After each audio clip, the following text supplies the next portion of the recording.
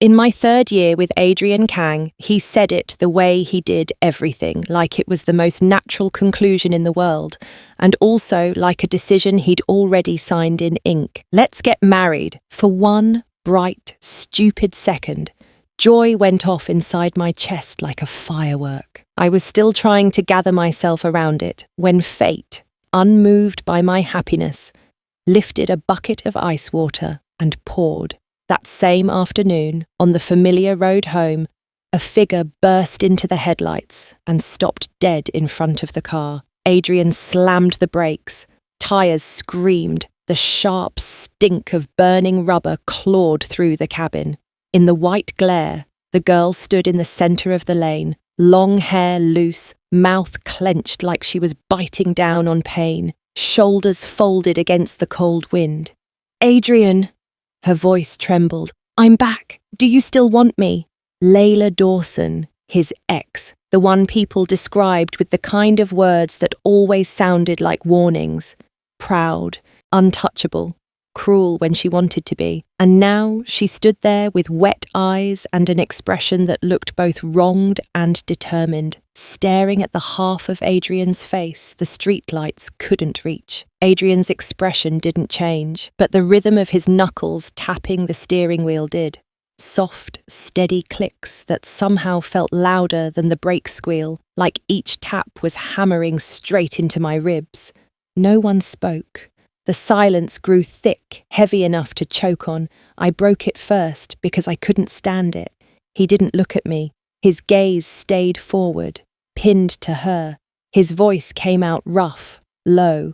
"You want me to get out?" I pressed my lips together and shook my head. A brief laugh slipped from him, too light to be comfort, too tired to be cruelty. Then his hand rose and ruffled the top of my head, a familiar gesture that hurt more than it soothed. "Come with me." He opened the driver's door, circled the car, and walked right past Layla, without letting his eyes land on her for even a second, like she was air, like she was nothing. He pulled open the passenger door and held out his hand for me, guiding me down as if I were the only fragile thing in the world worth protecting. Hope died on Layla's face in real time. Her skin went paper white. Her fingers curled tight enough to bleach her knuckles. "Adrian," she said, shaking but stubborn, forcing each word to stand. "This is the last time I'm looking for you. I'll wait until midnight. If you don't come, I'm flying overseas tomorrow. I won't bother you again for the rest of my life." Then she turned and walked away, heels striking the asphalt in crisp final beats. The wind cut through my thin coat. Adrian let out a quiet scoff, cold enough to slice. "She's insane." Only I felt what he didn't let his face reveal. The moment she said last time, the arm around my waist tightened, hard, sudden. Pain flared against my ribs, and my heart dropped. Falling and falling like the ground had vanished. It was his birthday. He'd cancelled every plan, told his friends he wanted the whole day with just us. We'd picked out a cake together. We'd chosen little boxes of food like children planning a secret feast. I'd hidden a special gift, imagining candles, photos, the two of us curled on the sofa with frosting on our mouths, and a movie playing too quietly. One sentence from Layla crushed all of it. We drove home in silence. Streetlights slid across the windshield and painted Adrian's face in alternating bands of shadow and pale light. He looked carved out of calm. I sat beside him, feeling like someone had turned the oxygen down. When we got inside, I set the cake on the table. Adrian followed me into the kitchen. Usually he loved standing behind me, pinching my waist, stealing bites, dropping scallion pieces on purpose, just to make me swat at him. Tonight, he didn't say a word. He didn't even look at me. He just lowered his head and started cleaning the shrimp. They were huge, fresh, shrimp he'd caught himself, diving in cold water like it was nothing. His hands moved with practiced speed. Water splashed his sleeves and dripped to the floor with tiny, sharp taps. The smallest sounds felt too loud in the heavy air between us. Then Adrian inhaled, suddenly, like something inside him snagged. I turned. A shrimp spine had pricked his finger, a tiny bead of red rising. His expression didn't change, but his eyes fixed on the shrimp in his palm like it was guilty of something. In the next second, he flung it into the sink. The bang echoed. Still not enough. He swept the whole basket down, shells clattering against metal, bright and violent. My temple pulsed. The cold in the room deepened. "I'm going out for a cigarette." He didn't look at me. His voice was low, hoarse. He tore off his apron, tossed it onto a chair, and walked out. From the moment Layla spoke, he hadn't met my eyes once.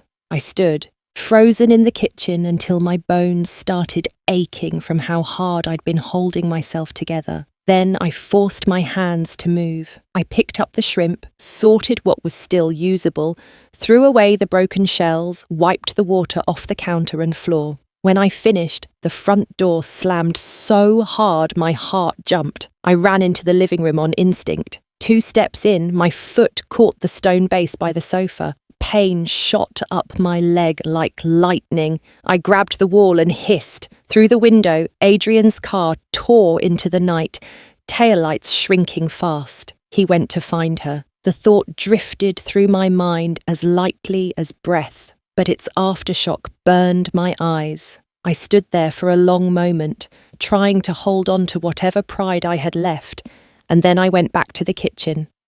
I cooked anyway, fried, boiled, stir-fried, seasoned. I plated everything neatly and set the cake in the centre, like a centerpiece in a funeral.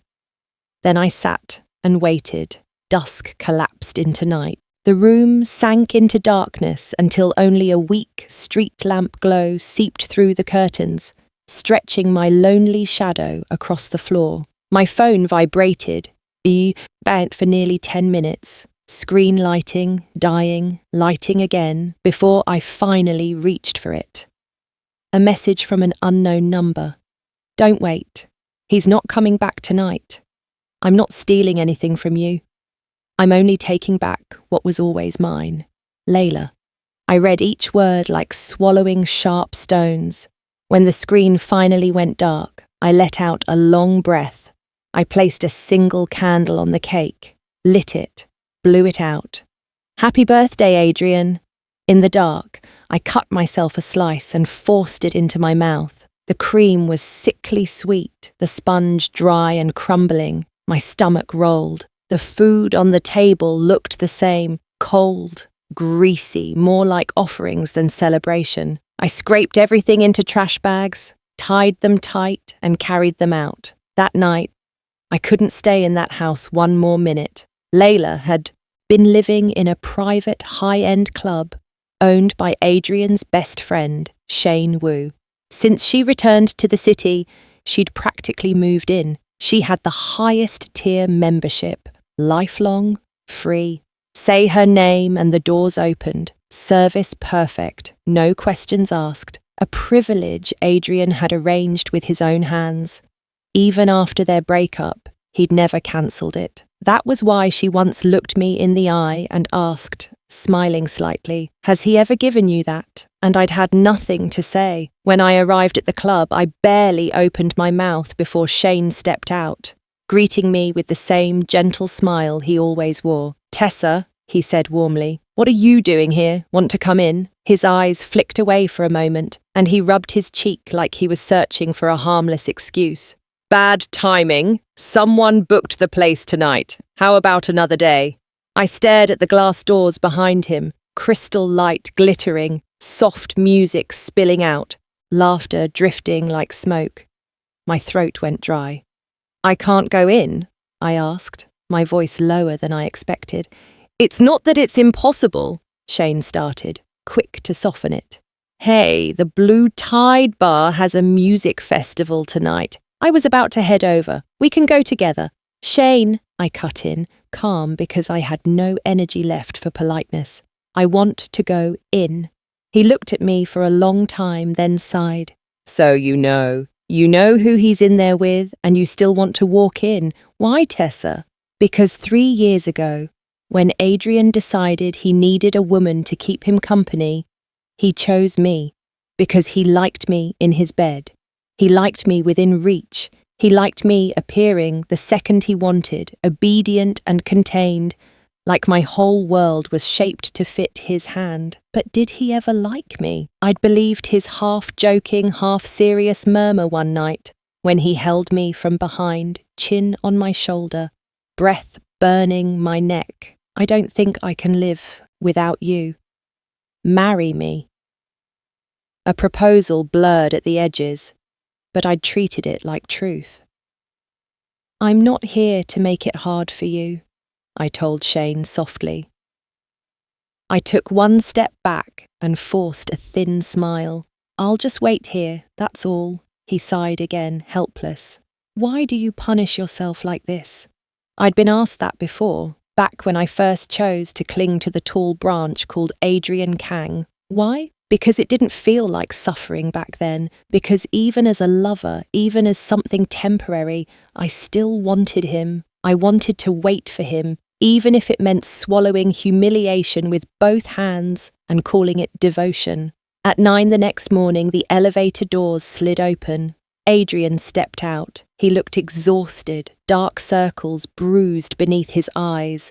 No tie, shirt wrinkled, top buttons undone, jacket draped over his arm like he couldn't be bothered to put it on. Weariness clung to him openly, unapologetic. I stood up fast and blocked his path, and Hoiki paused, his gaze swept over my face, stopped for a heartbeat, then returned to calm as if he'd already prepared the script. He didn't ask why I was there, didn't ask how long I'd waited. After a few seconds, he said, "Let's go home. We'll talk." In the car, the silence was terrifying. For the first time, I didn't sit in the passenger seat. I chose the back. I didn't look at him in the mirror the way I always did.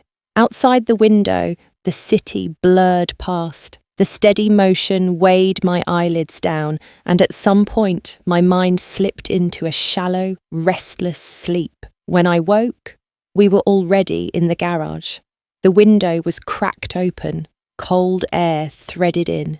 In the darkness, I could only see the side of Adrian's face, composed, indifferent, empty of expression. He'd always been like this, unhurried, unshaken, like he was holding all the cards and didn't even need to glance at them. I realised, with something close to nausea, that I loved him most in that cold, untouchable form, not the Adrian who bowed his head in front of Layla, clinging like a man with nothing left, and certainly not the version of me sitting behind him now, trapped in a game whose rules I'd never been allowed to learn. Adrian, my voice scraped. He gave a quiet exhale through his nose, leaned over, and opened my door with a courtesy that felt strangely foreign. I didn't move. I looked up at him. "You want to end it, don't you?" His hand on the doorframe stilled, his lashes lowered, hiding his eyes. His jaw tightened. He didn't answer, not denying it was an answer. "I understand." I unbuckled my seatbelt myself and stepped out into the freezing garage, smoothing my hair like the gesture could hold me together. "I'll pack and leave," he frowned, finally lifting his gaze to meet mine. "No need to rush. I'll transfer the house to you, and I'll send you money." I laughed, too tired to make it sharp, too hollow to make it sad. "Compensation?" His mouth pressed into a thin line. He didn't deny that either. "I don't need the house." I turned toward the stairs. "Keep it for the person you actually want to keep." Packing didn't take long.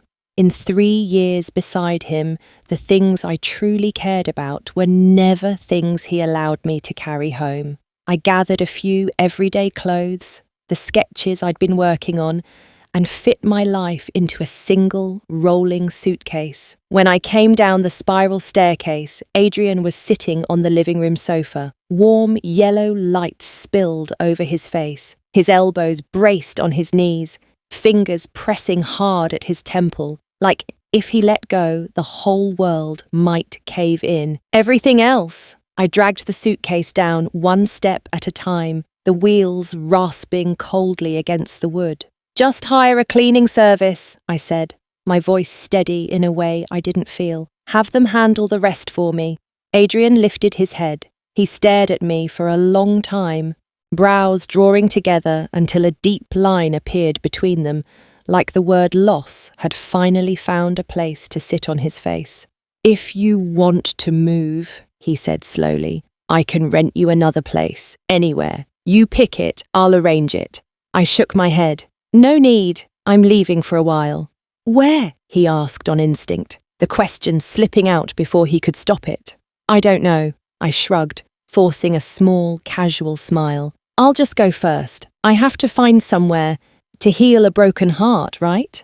I meant it half as a joke, my last, weak attempt to make this sound lighter than it was.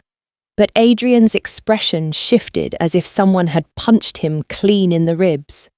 His hand, hanging at his side, trembled almost imperceptibly. The light in his eyes dimmed. "I'm sorry," he said, so quietly I almost thought I imagined it. I shook my head again, not bothering to pretend anymore.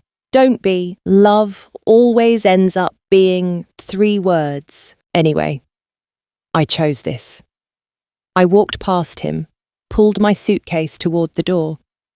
My fingers had just touched the handle when his voice came from behind, low and rough. "Tessa!" My steps stopped like a hand had grabbed my spine. I hummed a reply without turning around. He asked, "The birthday gift. Can you still give it to me?" My heart jolted once, hard. That question was a small blade, calm and polite, slipping right into the softest part of my chest. My throat tightened. My lips moved twice before sound finally came out. "It's probably not worth much," I said, making my voice sharp enough to protect me. "I'll sell it. Maybe I'll get some cash back." Adrian's birthday gifts had always mattered to me, especially this one, because this time we weren't just patron and kept woman anymore, at least not on paper. Not in the story I'd been stupid enough to believe. He'd introduced me as his girlfriend. In front of his friends, he called me wife. "Baby," my Mrs. Kang, like it was an obvious truth. I'd been so foolishly happy about those names that I replayed his stories over and over on my phone until dawn, smiling at my own reflection like a teenager. I'd told him this year I was giving him something big. I'd started preparing it 6 months ago. Every time he tried to pry the secret out of me, teasing, coaxing, trapping me in his arms until I couldn't breathe, I'd laughed and told him, "You'll love it. I promise." A week before it was finished, he'd even messed up my hair on purpose, refusing to let me sleep, murmuring nonsense into my skin like we had all the time in the world. "Tessa, your hair needs dyeing again," he'd said drowsily, his chin resting on my forehead. "Ash brown, I like that." "Tessa, did you change shampoo? You smell different lately." "Tessa, look at me. Do you know you have your own scent?" "Tessa, are you a pig? A little piglet?" Tessa, I'm starving." "Tessa, what's my gift?" Those words played in my head at night, like old recordings that didn't know how to stop. And now they followed me out the door like ghosts.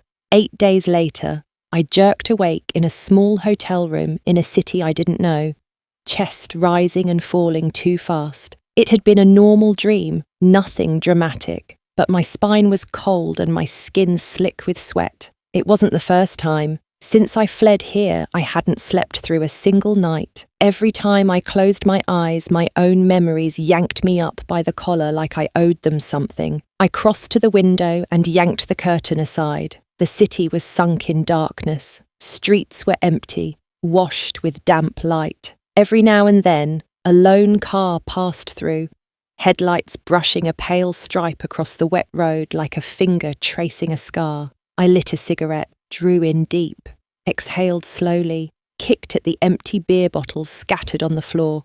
Then I dropped into the lounge chair and stared through the glass with an expression so blank it almost felt like peace. Adrian and Layla were back together. I didn't need anyone to send me proof. I just had to tap through his friends' stories. If Adrian showed up, Layla was always there, at his side, in his frame, in the space that used to belong to me. In one short clip, They stood close. Layla lifted her wine glass, and Adrian casually pressed it down with 2 fingers, saying something with that soft, scolding affection people reserved for someone they loved too much to let them be reckless. Me? He'd never stopped me from drinking. He'd drank with me. He'd poured for me. He'd clinked glasses and laughed, watching me tip back shots until my face flushed and my voice turned silly. He'd never grabbed my glass away because he wasn't afraid of me being drunk, wasn't afraid of me being sick, wasn't afraid of me collapsing, right?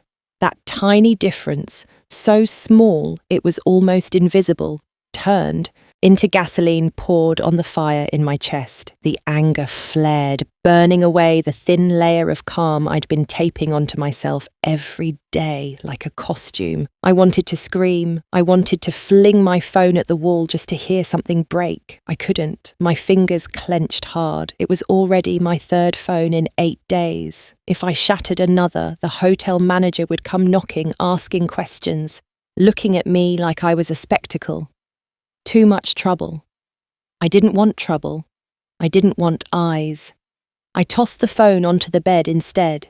The dull thump only made me more furious, so I grabbed an unopened can of beer, snapped it open, and drank in one long pull.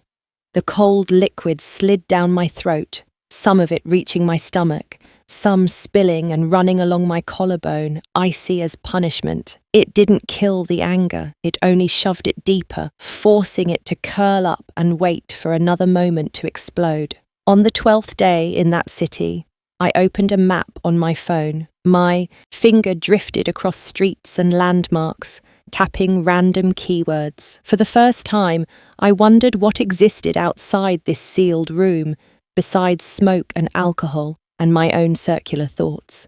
The day I finally came downstairs, the receptionist stared at me like she'd spotted a rare creature crawling out of a cave. I wanted to ask. I leaned on the counter, my voice rough. "Is there a decent hair salon around here?" She blinked, then rattled off a few names, eager, typing addresses into my phone like this was a mission she could win for me. I murmured thanks and turned to leave, only to hear flip-flops slapping behind me. "Miss!" She pressed a small chocolate bar into my palm. "It's really good, really sweet." I looked down at the chocolate and, without meaning to, I laughed.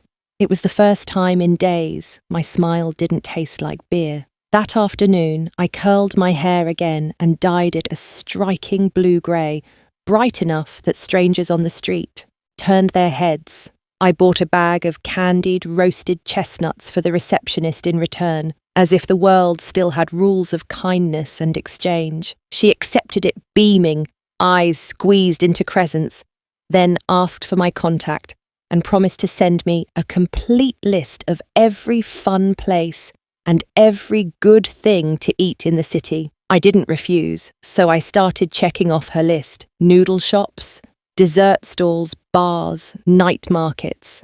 Until one night, in a Xinjiang barbecue place where the most famous items were lamb soup and naan bread, I met a boy in a school uniform.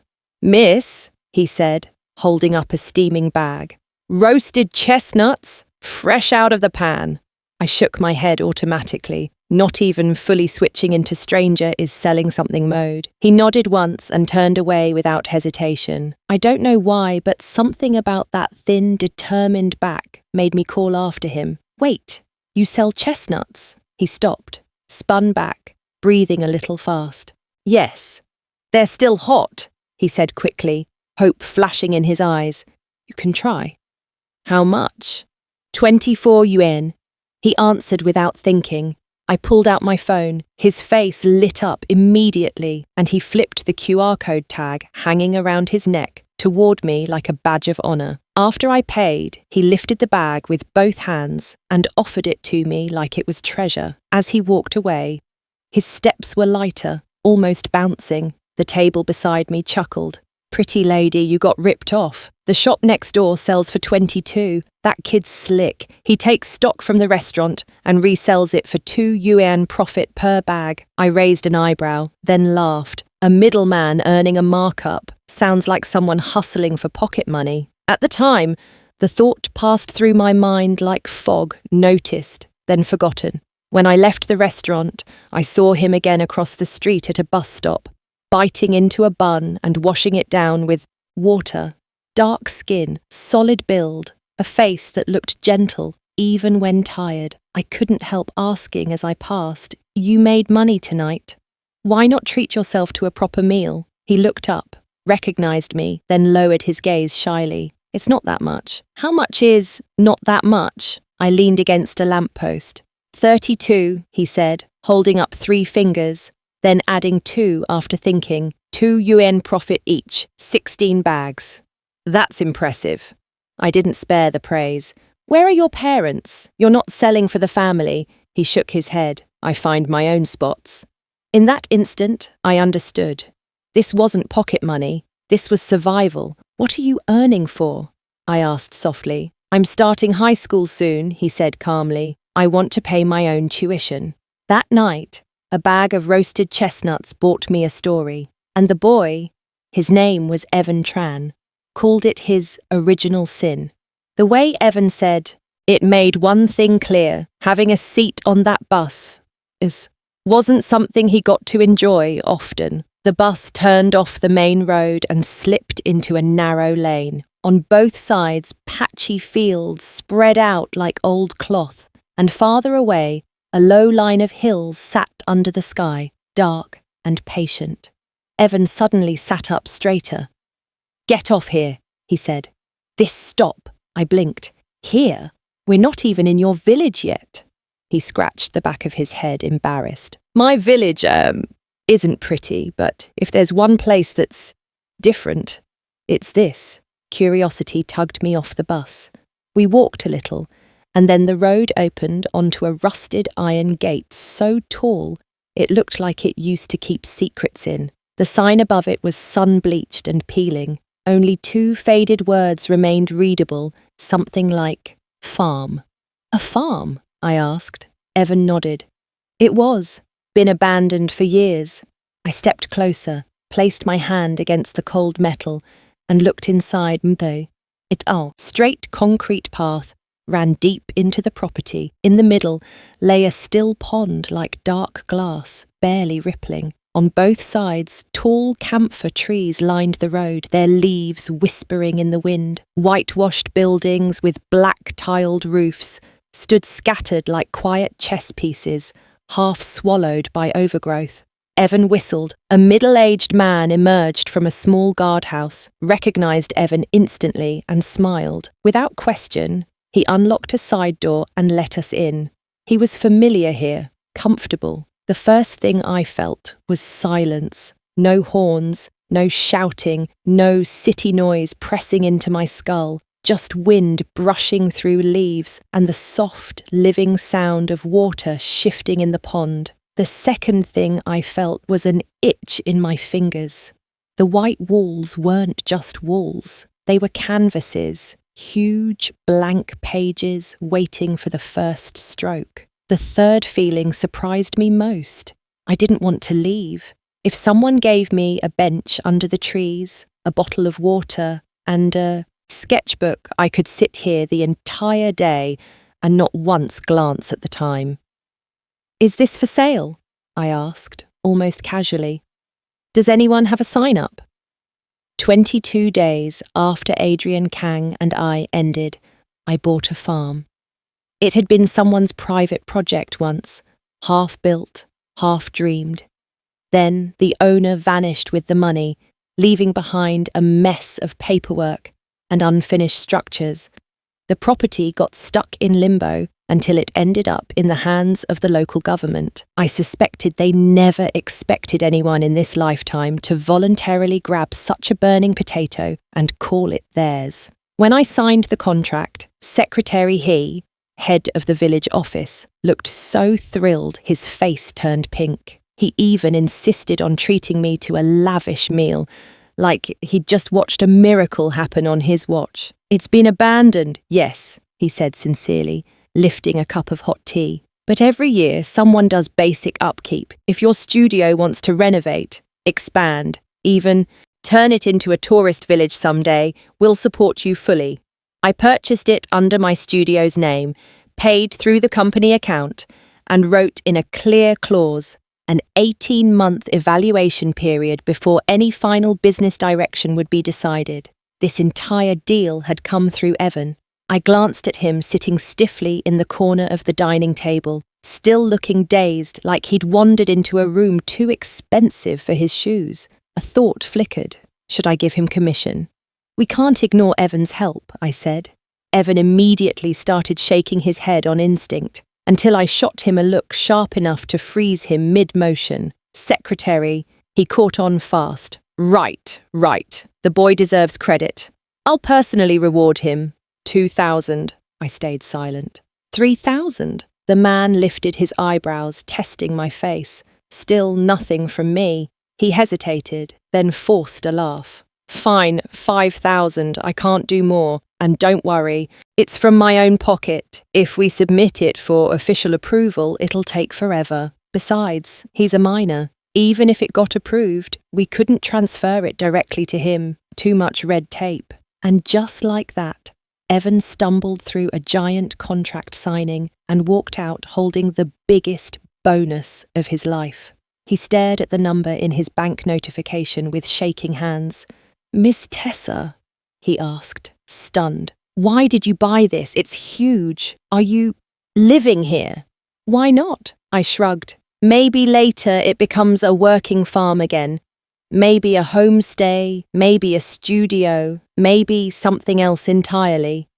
I don't know how long it'll take to make money back, but right now, it's my home. He frowned hard. No one comes here if you're making some private club.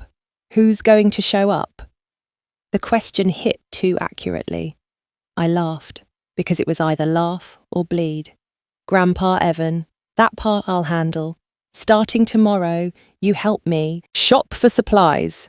From deep cleaning the rooms to buying beds, cabinets, pots, blankets, bowls, utensils, we spent 6 full days turning the place into something that wouldn't feel like a haunted building. By the end, we had at least one bedroom where I could sleep without worrying about rats biting my toes. During those days, Evan ran back and forth constantly. If there was work, he was there, carrying boxes, sweeping the yard, wiping doors, hanging curtains. And every time I brought up pay, he shook his head so fast it looked painful. It's enough, he insisted. I just like being here, watching him leave early and return late. No calls, no messages, no one checking on him. I understood without him saying it.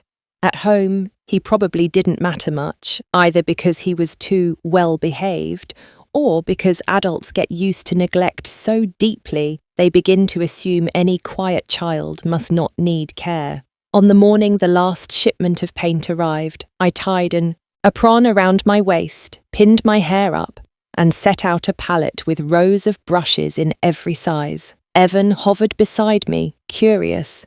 What are you painting?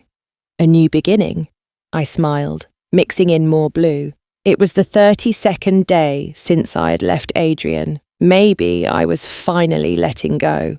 It still stung sometimes. I still scrolled past his face too fast when it appeared in an old story, but I could tell the hard, suffocating block in my chest had started to loosen. Old wounds were growing new skin, tender, raw, but alive. I chose blue, bright, bold, clean, the colour of the sea, of freedom, of mercy, of softness, the colour of me without anyone's gaze shaping my spine, me without anyone else's idea of what was right, me living for myself. I mixed again and climbed a wooden ladder.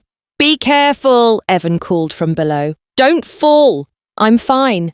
I slipped in my earbuds and turned on music. After that, I didn't hear whatever else he said. The beat filled my ears, and my brush followed it like a dance. Gentle strokes became confident lines. Confident lines became something almost wild. Then slowly the song softened again. I exhaled long, leaned down to look at my work, and froze. Below me stood a man with a buzz cut, holding the ladder steady with one hand. A dead cigarette rested at the corner of his mouth. "Who are you?" I asked automatically. He tipped his head up. Under thick brows, his eyes were dark and unreadable, his expression almost irritated by existence itself. I was about to ask the same thing. "Who the hell am I today?" From farther away, Evan's voice echoed, "Bro! Where's your water?" He came running up, breathless, and shoved a bottle into the man's hand. "You're here, here's your water." So that was it. Evan had been afraid I'd fall. He'd run out to find help and happened to catch this guy nearby testing a drone. A man who looked this rough was not someone Evan would normally approach. Except fear for me had outweighed fear for himself. The buzz-cut guy tilted his head back and chugged half the bottle in a few loud gulps, then grimaced. "Yeah, I said I'd hold the ladder, but you didn't mention it would be 2 hours. "I'm sorry," Evan pleaded with an awkward grin. The man's eyes flicked to me again. "Bathroom?" Evan pointed quickly. The man started to go, then paused as if remembering something and looked up once more. "Come down." "Okay." I climbed carefully, step by step. Before I could even say thank you, he was already walking away toward the bathroom. Posture straight, stride arrogant, like he belonged anywhere he decided to stand. Evan leaned close and whispered, worried. "Did he hit me?" I laughed. "No. He just has a cold face. His heart's probably softer than he wants people to know."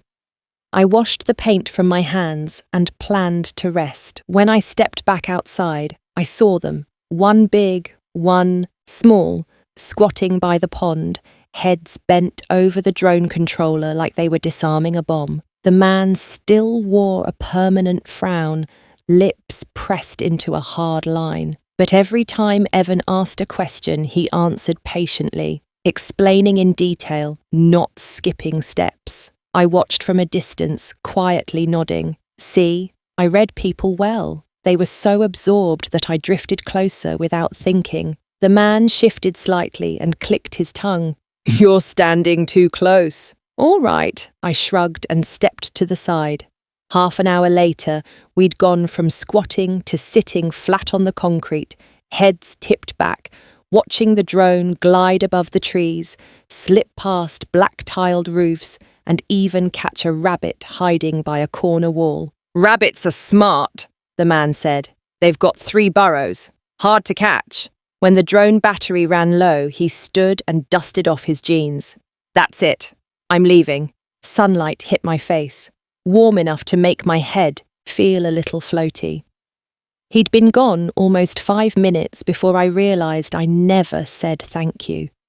Never asked his name. I told myself it didn't matter. Just a passerby, a stranger in a small city. I'd never see him again. But cities like this are small in a different way, like fate keeps folding the same paper until the corners touch. A few days later, I decided to install security cameras around the farm, inside and out. Secretary, he recommended the best guy in the area.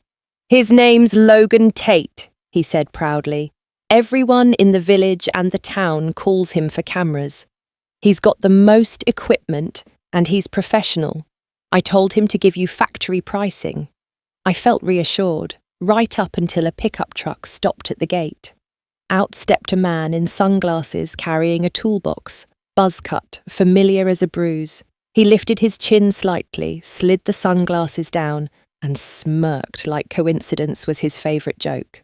"Funny," he drawled. "We keep running into each other. This place was remote, calling a car was hard, and even a designated driver would think twice before coming all the way up the mountain road." I watched Logan Tate stub out his cigarette, watched the cold fog of his breath hang in the air for a second, and made a quick decision. "I'll wait for you," I said, stepping back out into the yard. "I want to go into town to buy a few things anyway. That way tomorrow I won't have to sit around waiting for a ride." Logan looked at me like he was weighing whether I was reckless or simply stubborn. "Then where are you staying tonight?"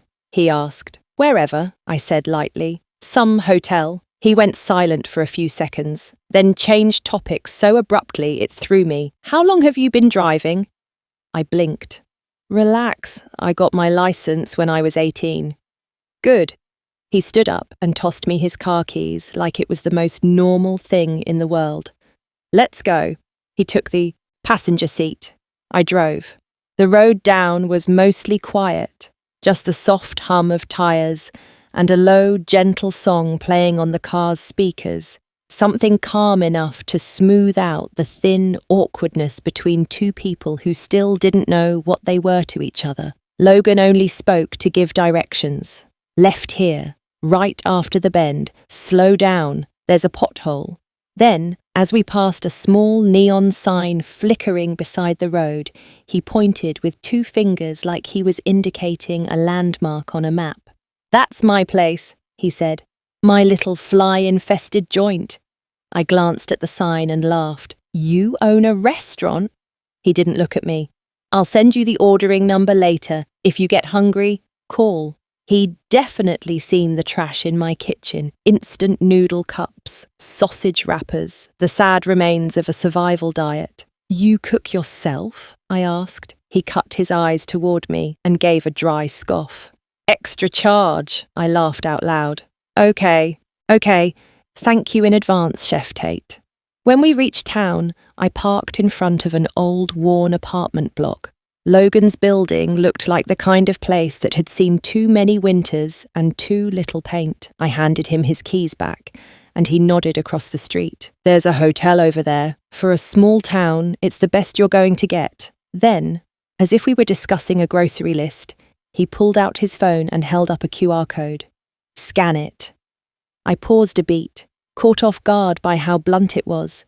He continued without softness, but somehow the words carried it anyway. If you stay at that hotel, message me after you check in. If you don't and you call a car somewhere else, send me the license plate number. When you arrive, tell me. The sudden concern felt unfamiliar, like someone draped a warm scarf over my shoulders without warning. I didn't know what to do with it for a second. I'd heard a younger assistant once say she always texted her parents the plate number when she took a taxi. Me, I'd never sent it to anyone. I'd never had anyone ask me to. Is this social etiquette? I muttered, half embarrassed. Logan's mouth twitched. This is mature male concern infused with socialist spirit for a single woman. Understood? I burst into laughter, lifted my phone and scanned the code. Understood. Thanks. That night, I dragged my small suitcase through the cold wind and checked into the hotel he'd recommended. After I got my key card, I took a quick photo of my room door and sent it to him with a simple line. I'm here. His reply came fast. Good girl. Sleep early. Good night. It was the 37th day since I'd left Adrian Kang. In this small city, I'd met a few people, received a few simple kindnesses. Clear, uncomplicated warmth with no price tag attached. That night, for the first time in over a month, I slept deeply. No nightmares. The next morning, sunlight filled the room. I opened my eyes to a bright window, and something inside me moved, quietly, decisively. The first thing I did wasn't checking Adrian's updates.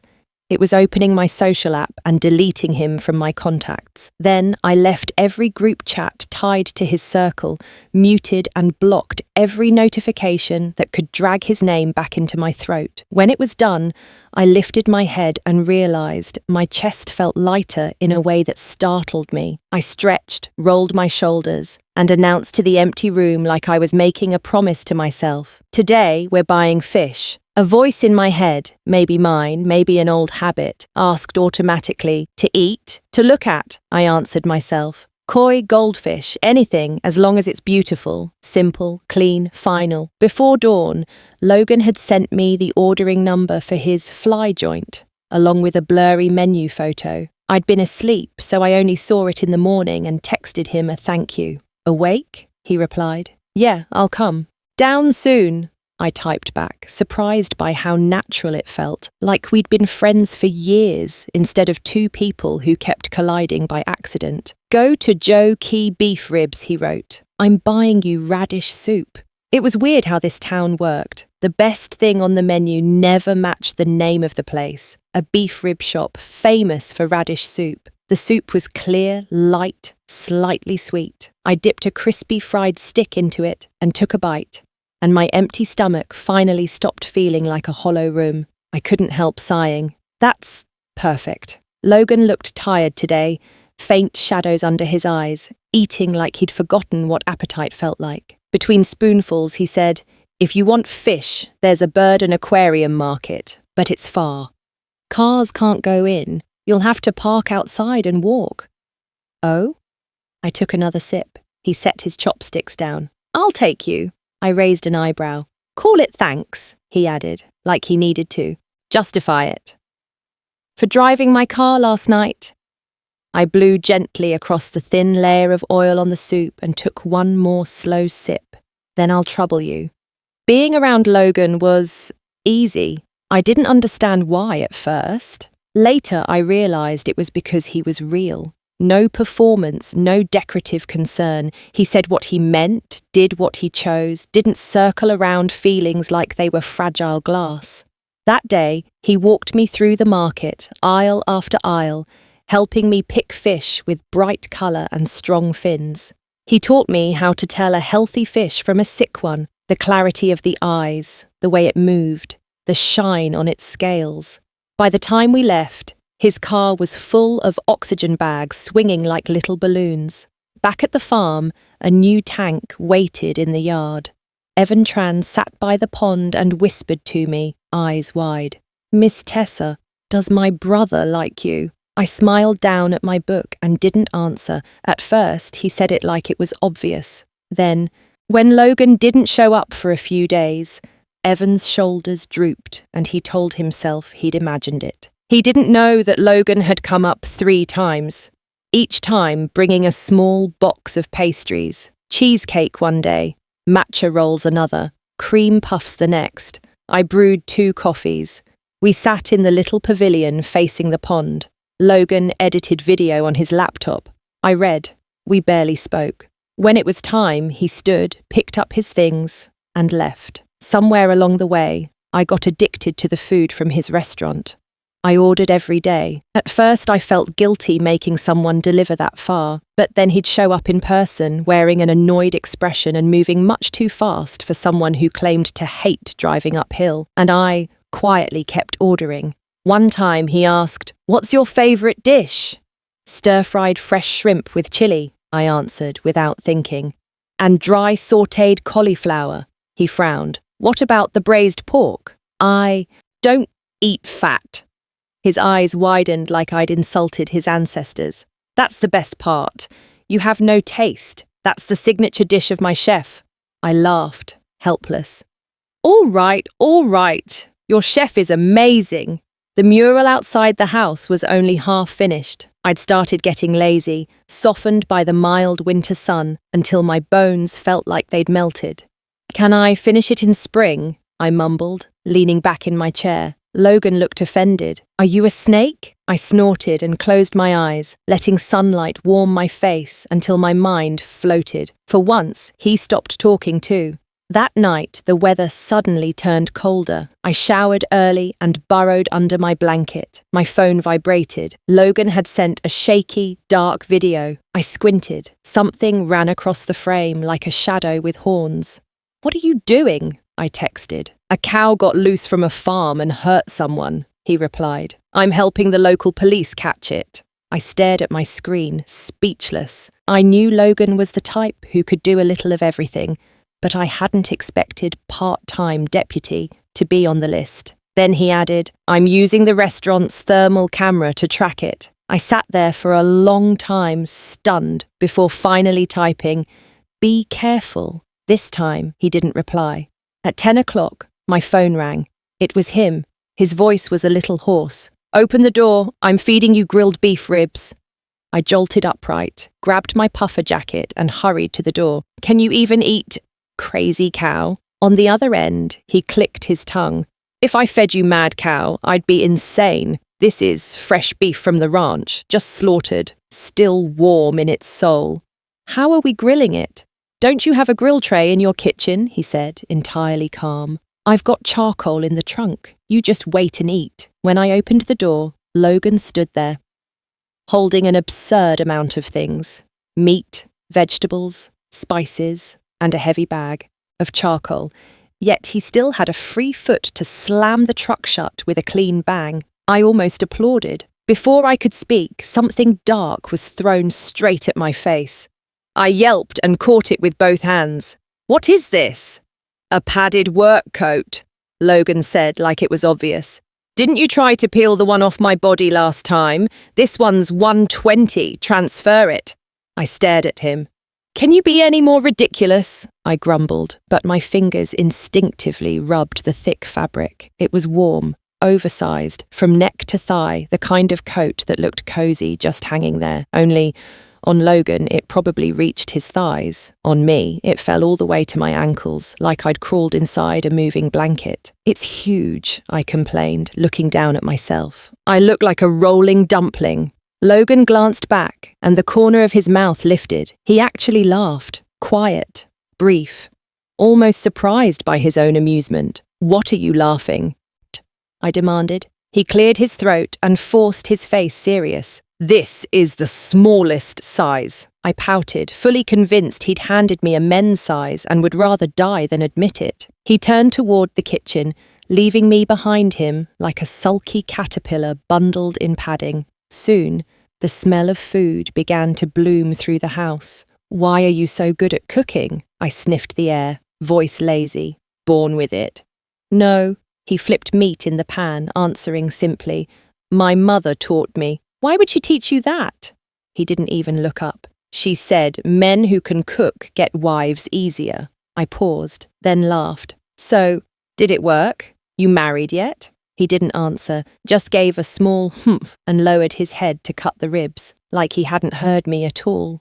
I watched him for a second longer, and a strange thought drifted through me, light as steam. Maybe healing wasn't always dramatic. Maybe sometimes it was just this: warm food on a cold night, a ridiculous oversized coat, and a man who pretended to be annoyed while making sure you got home safe. "But really, you're just walking." Logan's words stopped me in place.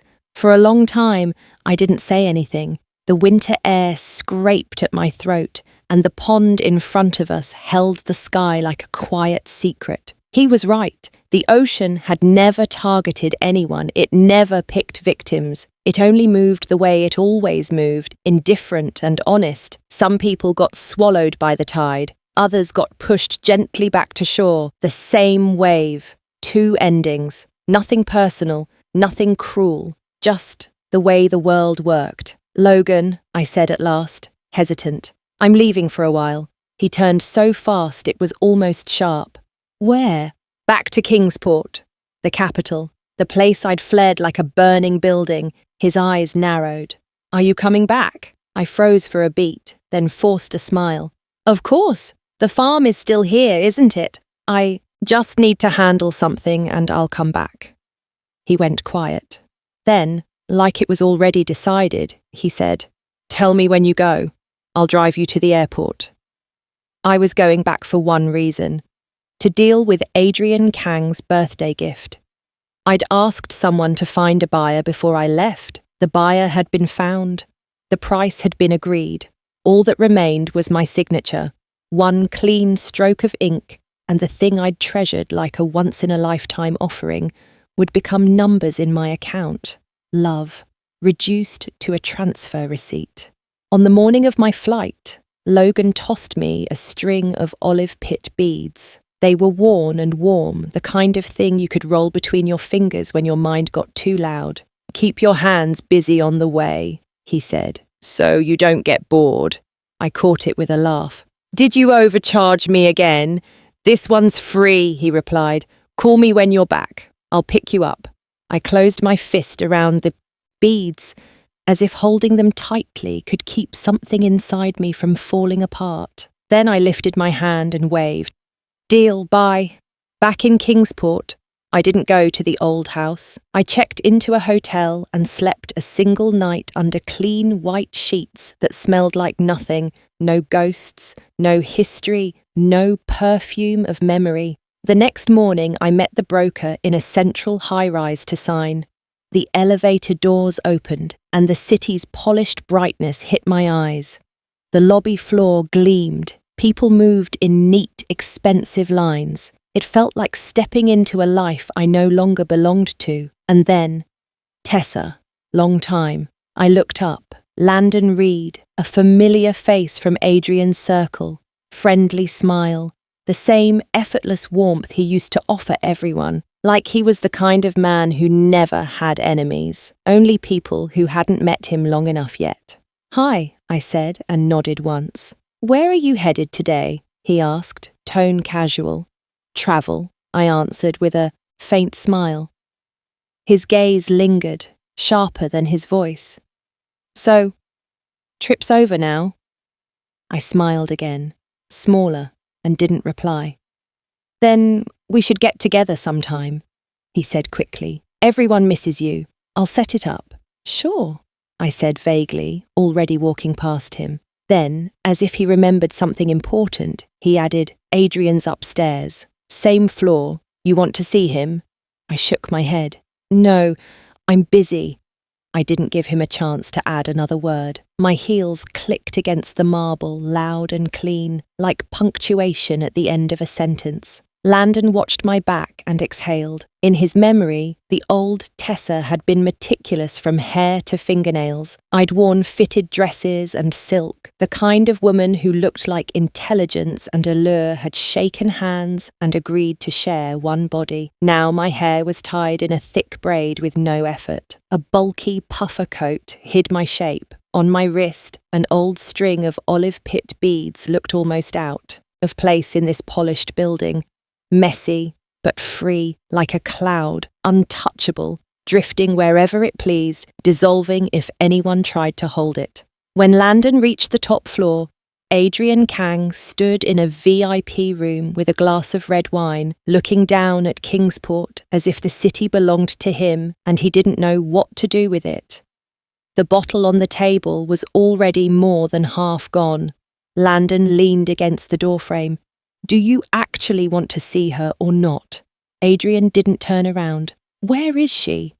"Gone." Adrian said nothing, but the air in the room dropped. Heavy as stone, he tipped his head back, finished the wine in one swallow, and his voice came out rough. "Landon, she won't see me." Landon had exactly one thought. "Then why don't you go see her yourself?" But he didn't say it, not out loud, because even he didn't understand what Adrian was doing anymore. Maybe Adrian didn't either. Adrian had always believed there were only two kinds of women in the world, women like Layla Hart and everyone else. Layla was the one exception, the only person who ever made Adrian bow his head, lose his pride, bend until he didn't recognize himself. With everyone else, he could keep them, love them, marry them, not marry them. It didn't matter who, as long as someone filled the space beside him. It just happened that for 3 years, that person had been Tessa. But now that Layla's constant storms were wearing his patience thin, another name kept surfacing in his mind like a bruise he couldn't stop pressing. What would Tessa do? What would Tessa say?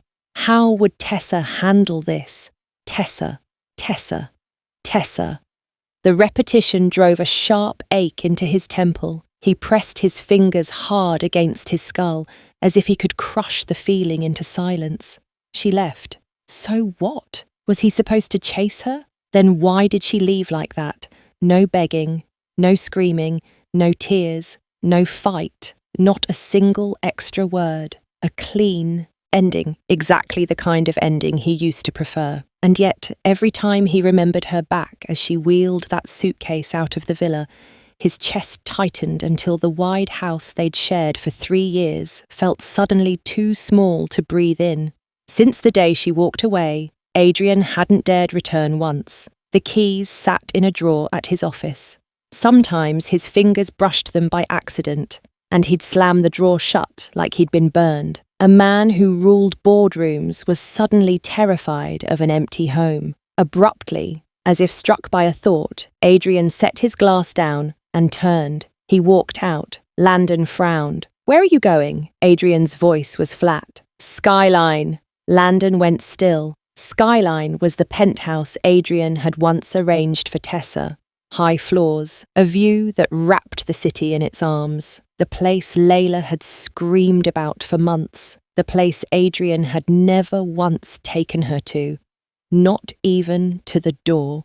When my plane touched down back, in the small city, the first snow of the season was already freckling the glass outside. Soft white dots like the sky testing its own courage. The moment I stepped off, I called Logan. "Logan?" I said breathlessly. "It's snowing." "Yeah," he answered, calm and grounded. "Slow down. Don't rush. I'm waiting at the arrivals gate." I pulled my coat tighter and half jogged toward the exit. Behind the glass, in the packed crowd, he was easy to spot. Broad shoulders, long legs, straight posture, hands tucked in his coat pockets, looking relaxed but somehow impossible to ignore. Without thinking, I lifted my hand and waved. He tilted his chin in response. One simple gesture that made a couple of girls nearby turn their heads. I was barely close enough to speak when something big and heavy was dropped straight onto my head. "What?" I reached up and felt thick padding, soft fur. "Wear it," Logan said. "It's cold outside." I turned to the glass and saw my reflection. A ridiculous fur-lined ear-flap hat. Full "your dad bought it, you didn't choose it" energy. "It's ugly," I complained, face scrunching. "I just did my hair." "Ugly!" Logan leaned closer. The distance between us shortened suddenly, like someone pulled a string. His breath carried a faint scent of tea and smoke. "It suits you," he said slowly, pressed his palm lightly on the top of my head, like sealing warmth into me, then turned away and grabbed my suitcase. I stood there for a second too long, heart skipping and then racing, angry at him and grateful at the same time. This man was unbearable. In the car, once the heater kicked in and my fingers stopped stinging, my mind finally caught up with my body. "What do you want to eat?" Logan asked, eyes on the traffic ahead. I was still deciding between hot pot and noodles when he hesitated, then added, almost casually, "There's a dinner tonight. Just close friends. If you don't like it, we'll eat alone." "Special occasion?" I asked.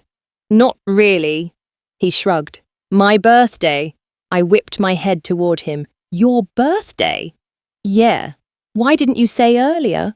"What for?" he said, too natural. "Birthdays happen every year. They make a big deal. It's annoying." That wasn't the point. The point was, I had no gift. I stayed quiet for a moment, then opened my bag and took out a small box. I set it on the console between us. "Then take this as your birthday gift," I said. "I originally made it to thank you for looking after me." Inside was a necklace of olive wood beads I'd polished by hand, each bead carved with tiny lines.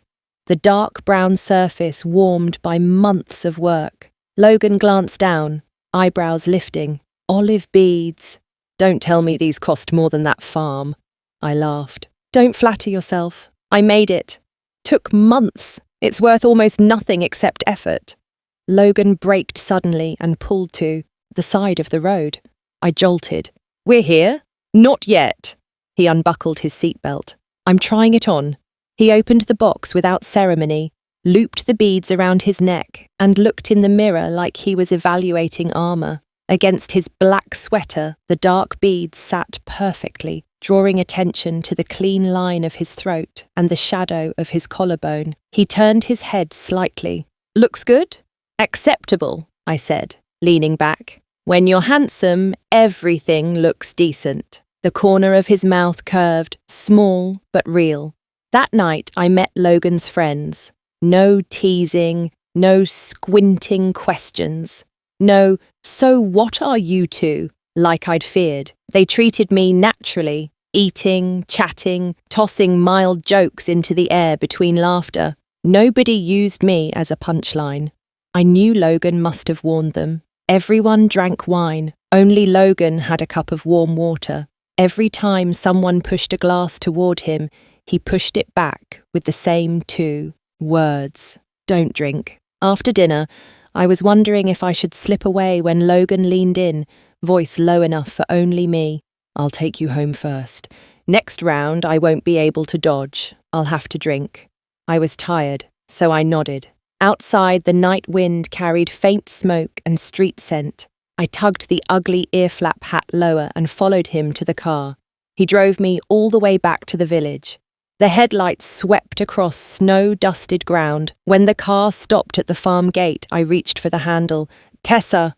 I turned. Logan was already behind me, leaning down, close enough that I could hear the quiet rhythm of his breathing. My whole body went rigid. Instinct took over before I could think. I closed my eyes. But he didn't kiss me. His warm fingertips only brushed my cheek, so lightly it felt like wind touching and retreating. "The day you left," he said softly, "I told myself, if you came back, I'd say one thing." The olive beads slid forward from his collar and swayed in front of my eyes with every breath.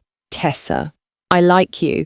I hadn't planned to give those beads to anyone. Before Logan, I didn't think I would ever hand something made with my own time and patience to any man again. Coming to that small city had been an accident. Meeting him was a probability so small it should have been impossible. And yet, we still met, and I still wanted to give him the necklace. Why? Because the answer was suddenly simple, clear as snow, because I liked him too. I grabbed the front of his coat, rose on my toes, and crashed into his arms. For a second he looked stunned, then his eyes lit up like a whole sky breaking open. He wrapped his arms around my waist, lifted me off the ground, and spun once in the snow-covered yard. His low laughter dissolving into the cold wind like warmth finally released. Adrian Kang had always hated trouble. Layla Hart was trouble that came wrapped in silk and tears. Beautiful, sharp, endlessly exhausting. After their breakup, she left behind a crater of noise, rumours, and unfinished emotions that clung to his life like smoke in expensive fabric. So Adrian did what men like him always did when they wanted to feel in control again. He released a message into the world, half joke, half announcement. He wanted a kept woman. The result was exactly what you'd expect. For weeks, his calendar became a parade. Sweet, obedient types, bold, hungry types, actresses with practiced smiles, heiresses with polished arrogance. Everyone came wearing a different mask, and all of them wanted the same thing: his name, his money, his protection, his boredom. It wore him out. Then Tessa Ward showed up. Not early, not eager, not desperate. She arrived after he'd made it very clear to the entire city that he was tired, that he didn't want drama, that anyone who stepped into his life would be stepping into a rulebook written in ice. That day in the lobby, she wore a simple white dress that fell mid-calf, white sneakers, white socks. Her long black hair rested softly over her shoulders.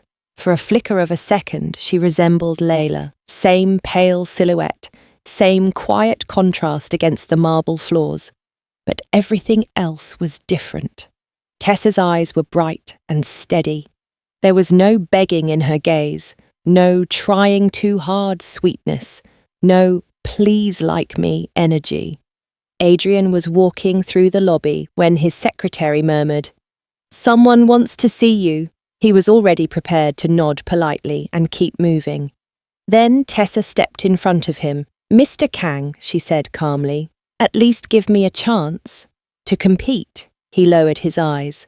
The tags on her clothes were still there, barely hidden. She noticed his glance and gave a thin, unapologetic smile. "Yeah, it's expensive. If I fail, I have to return it untouched." "You picked it based on my taste?" he asked, amused despite himself. "Someone has to match the employer's eyes." she replied, not flinching.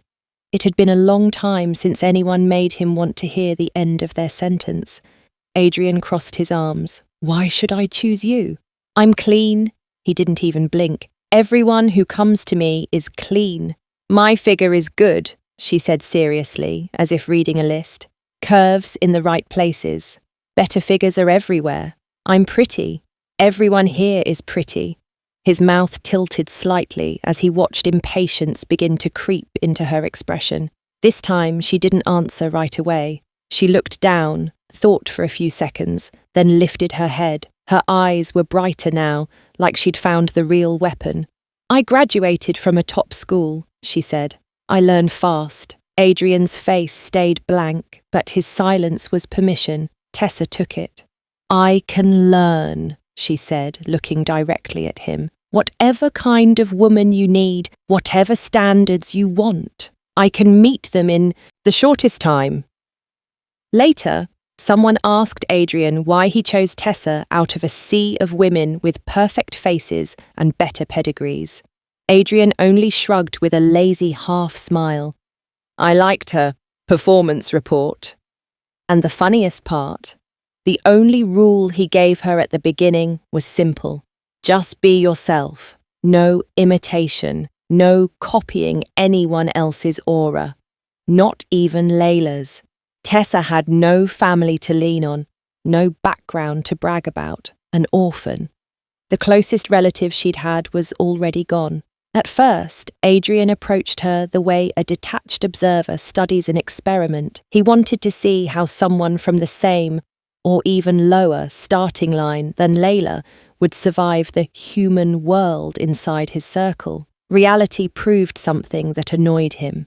Layla and Tessa couldn't even be measured on the same scale. If Layla was a fragile flower, beautiful, bruised easily, always needing to be held, then Tessa was roadside wild grass. Stepped on, she grew back. Cut down, she returned greener, sharper, almost offensively alive. She was never ashamed of where she came from. When someone sneered at a dinner, "You've probably never been to a place like this, huh? It shows." Tessa simply nodded. "True," she said evenly. "I don't know. I don't understand. I've never played here before. Thanks for telling me. Next time, teach me more. No blushing, no stuttering, no victim performance. No need for Adrian to save her. She didn't hand people her pride to step on. She handed them their own words back, politely sharpened. Tessa was a painter, and in that world, talent meant nothing without backing. Without someone opening doors, her paintings would have stayed trapped online, maybe hung in a couple of vintage cafes, admired by strangers who never paid. Adrian assumed art would be her sacred territory. Artists were like that, proud, precious, difficult. Touch the wrong thing and they'd explode. But Tessa surprised him again. Men, who clearly paid just to humiliate her, who bought a piece for fun, like tossing coins at a street performer, never managed to break her expression. Instead, she asked them what style they liked, where they wanted to hang it, what mood the room had. She listened with such patient professionalism that even the ones trying to provoke her ended up embarrassed. Once, Adrian asked her, half curious, half irritated, "Aren't you angry?" "Angry?" She shrugged. "He gave me 100,000. I gave him a sketch worth $10. In the end, he should be thanking me. Shouldn't he be the angry one?" That was the moment Adrian finally understood. She wasn't soft cotton. She was a small wolf with her fangs hidden deep. With the introductions, he casually tossed her way, and with her own relentless ability, Tessa's career expanded fast. She built a studio, a small gallery, and then the clients who came weren't coming to mock her anymore. They came because they wanted her work. The people who once looked down on her turned into repeat customers, then acquaintances, then friends. If Adrian hadn't watched so clearly how Tessa's eyes always returned to him, he might have doubted her motive. Now, leaning back on a sofa, a half-burned cigarette between his fingers, Adrian closed his eyes and found himself thinking of her again. He told himself, when everything settles down, when the mess is gone, I'll go get her. Then a voice broke through the haze. Oh, look, isn't this Tessa Ward? Someone was scrolling, laughing softly. What? She used to look like this. Another friend turned and said, Adrian, didn't you study at this school for a year in high school? So you knew her back then. Why have we never heard about it? Her name hit Adrian like electricity. He sat up hard and snatched the phone from Landon's hand. The photo was old and yellowed, a skinny girl with dark skin, jagged hair like someone had hacked it with dull scissors. Her head was lowered, expression blank. Behind her, a row of shabby classrooms. Under the photo was a caption Layla had posted, sharp as broken glass. Be honest. Did Tessa Ward get plastic surgery or not? Adrian's mind buzzed, a deep ringing that drowned out the room. So that was it. The question he'd never asked himself, because he never cared enough to ask, rose up like a blade. If Tessa was smart, beautiful, capable, independent, why would she agree to be his kept woman? Because she liked him, like she once said, or because she liked his money, like he'd mocked in private. He remembered a drunken night, her voice soft but stubborn. If I like you, I'll come find you. He'd laughed and let it slide off him like water. He remembered her first gift, too, an expensive watch worth $130,000. He'd accepted it with a lazy, satisfied smile, never wondering where that money came from. Thanks for the gift, he'd said. This doesn't count as a gift, she'd smiled. The real one is later. Then what is this? Repayment. Back then, he didn't understand. He didn't even try. But now the memory he'd thrown into a corner of his mind crawled back out. High school, a week when the whole campus decided she was entertainment. Why is she so dark? Does she never shower? Gross. Call her soot girl. It fits. Village girl is better. Ugly and country.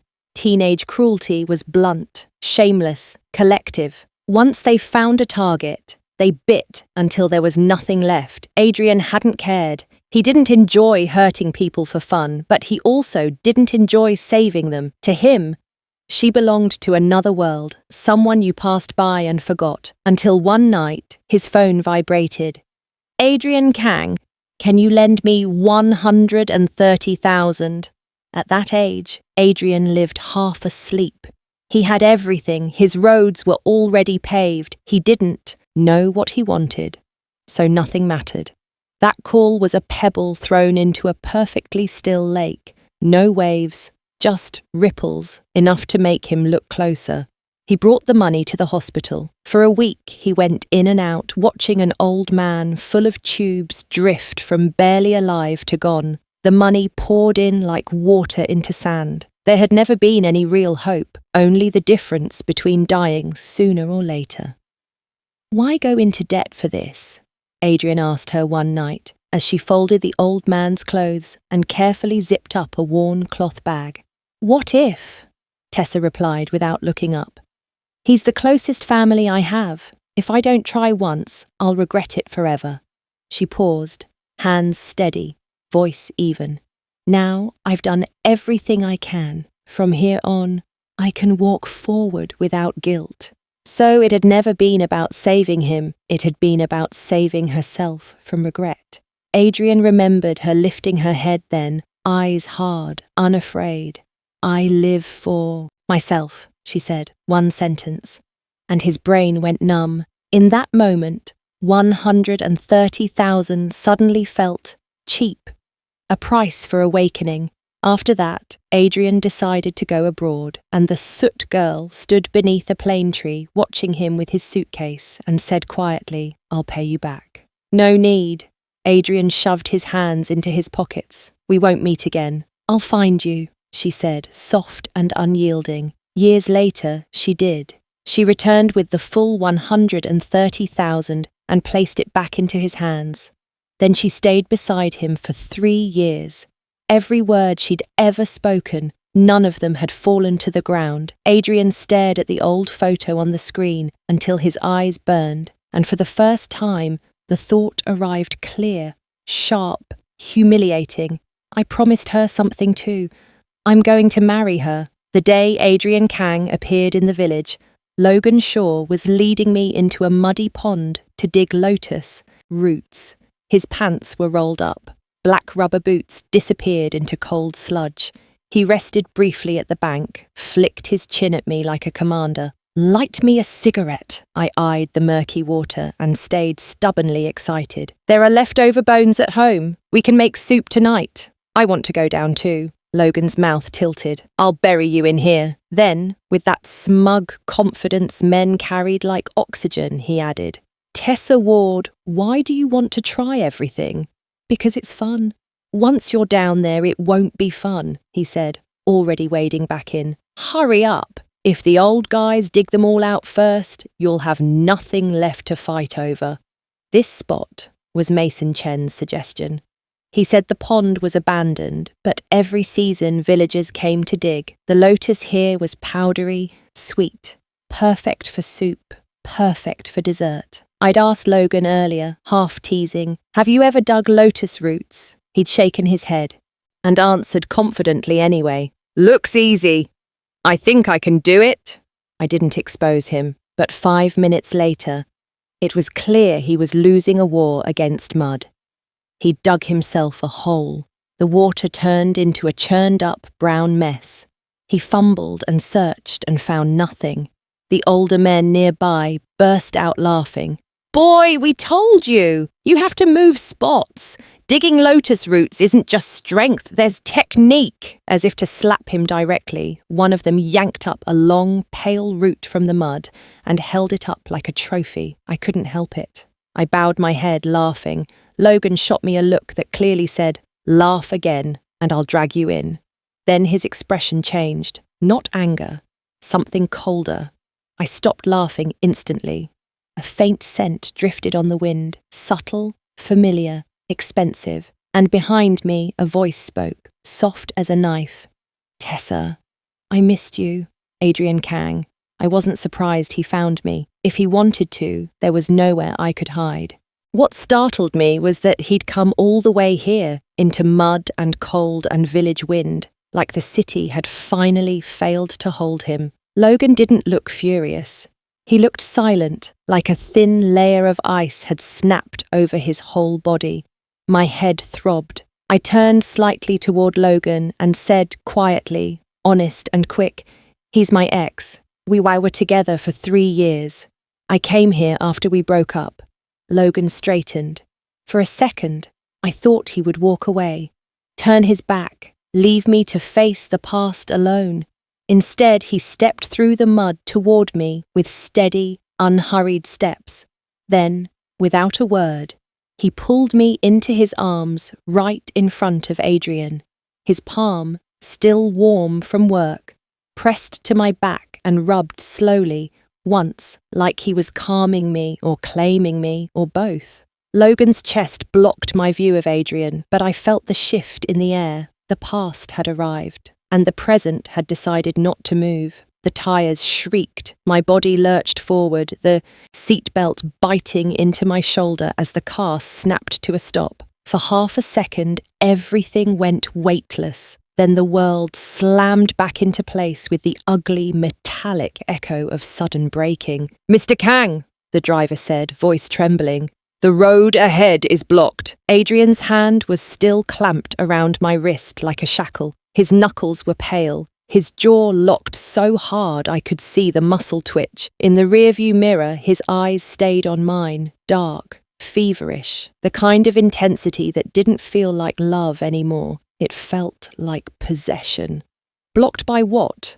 Adrian's voice was low, dangerous. I don't know, the driver stammered. 2 cars, no plates in front, they're stopped sideways, like they're waiting. My blood went cold. Adrian's grip tightened, and pain flared up my forearm. I hissed despite myself. Let go, I said through my teeth. He didn't. Instead, he leaned slightly toward the center console, eyes narrowing as he stared forward through the windshield. The tunnel lights of the underground ramp had long been replaced by the grey-blue daylight of the city's outskirts, but the air inside the car was still thick with his cigarette smoke and the sickly sweet trace of his cologne, the kind of smell I used to love. Now it turned my stomach. Adrian's driver swallowed. "Should I reverse?" "No," Adrian said, sharp. "Turn the hazards on. Stay here." I stared at his profile. Even now, even when we were clearly walking into something wrong, he still spoke like a man used to controlling the whole frame of the world. I laughed, short, dry, humorless. "Look at you," I said softly. "Still acting like the world has to bend because you said so." Adrian turned his head, slowly, like a predator hearing a branch snap. "Stop provoking me," he said, and the calm in his tone was the most terrifying part. "I'm already holding back." Holding back? From what?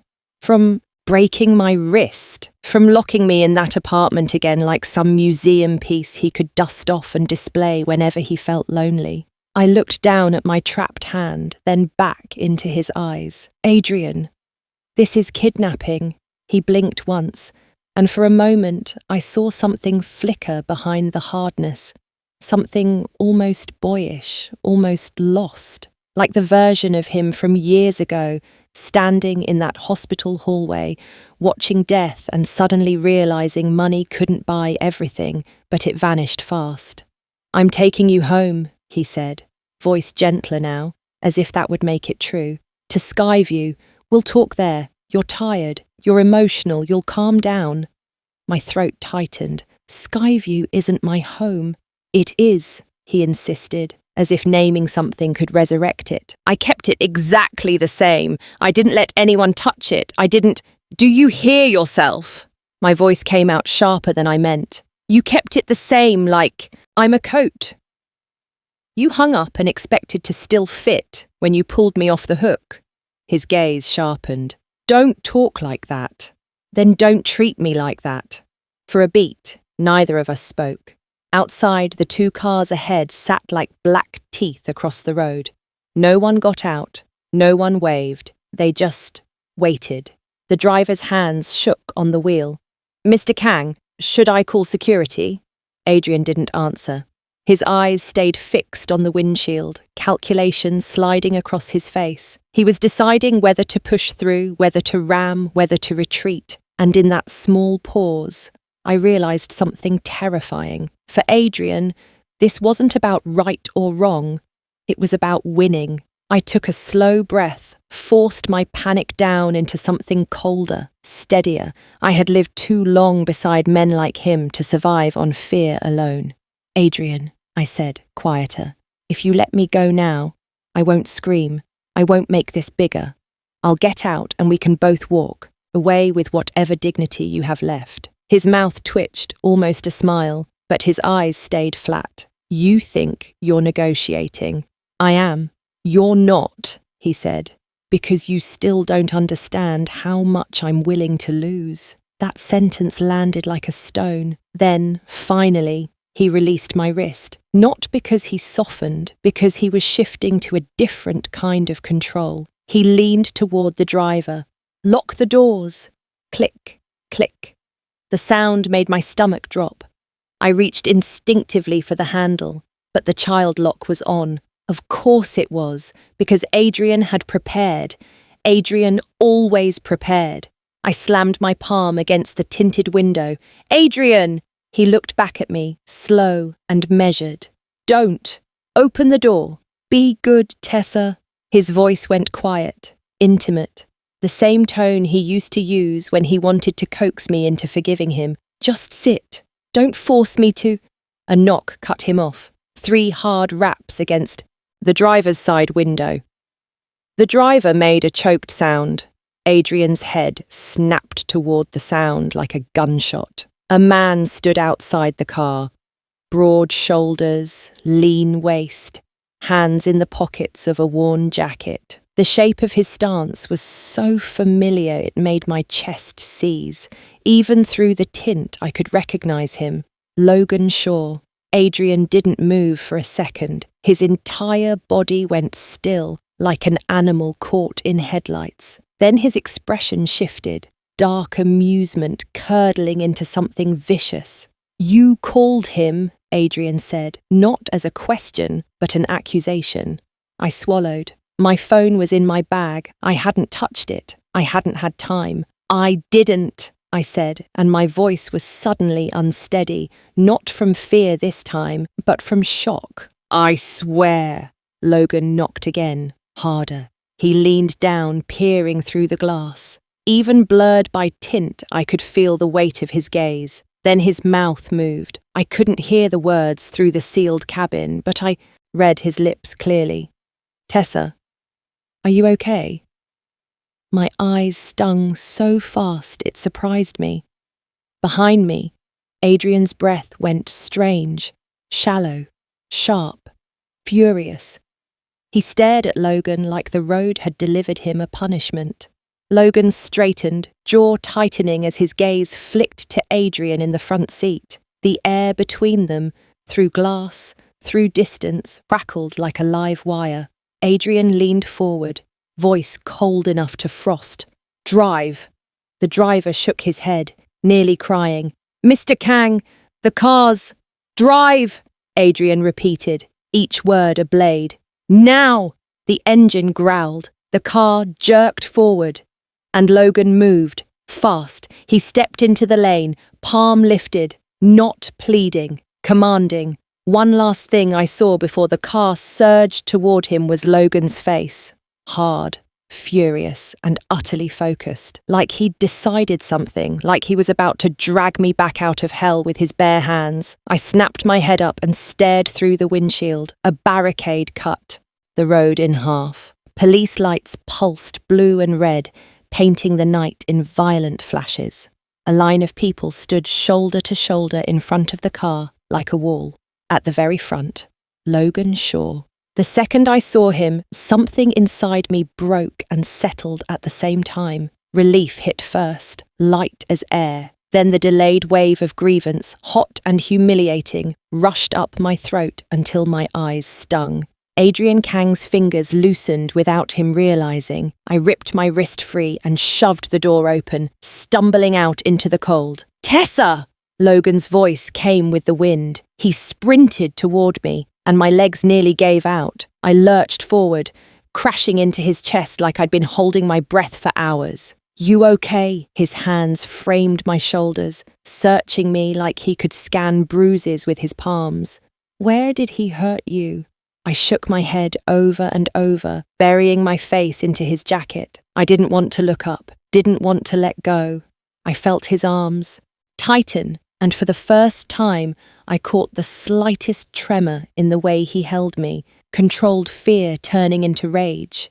He exhaled hard against my hair. "Tess," his voice dropped. "You're going to get yourself grounded." Even his scolding sounded like a lifeline. Behind us, Adrian stepped out of the car, eyes bloodshot, expression twisted into something feral when he saw Logan holding me. Logan kept one arm locked around my waist. With the other hand, he slid into his pocket, posture lazy, eyes cold. "Mr. Kang," Logan said, calm as a knife, "I don't care if you're a king back in the capital. In my town, you behave." His mouth tilted, not quite a smile. "Otherwise, you'll find out how easy it is to crush you." Adrian laughed, sharp and mocking. "Big talk for a small man in a small city. Save the movie lines."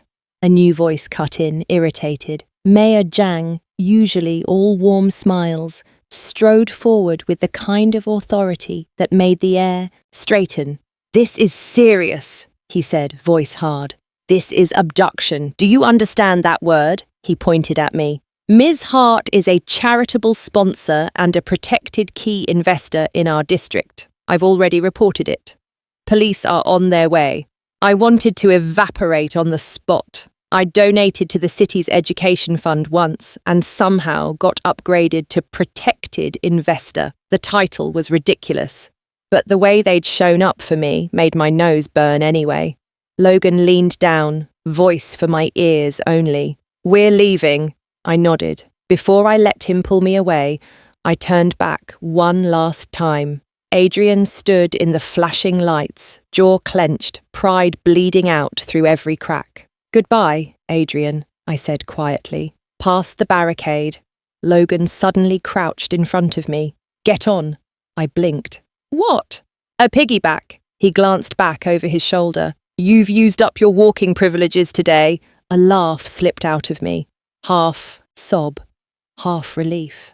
I climbed onto his back, arms locked around his neck. He steadied me like it was the most natural thing in the world. Then, like he couldn't help himself, he muttered, "You should get a tattoo." I pressed my chin to his shoulder. "Of what?" "A rabbit." "A rabbit?" I repeated, confused. "Yeah," he said, gruff. "A small one. And next to it, my name." His steps faltered for a heartbeat. I nuzzled my cheek against his, suddenly serious.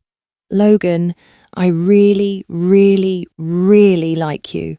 He let out a laugh that sounded like surrender and relief all at once. "Home," he said softly. "Let's go home."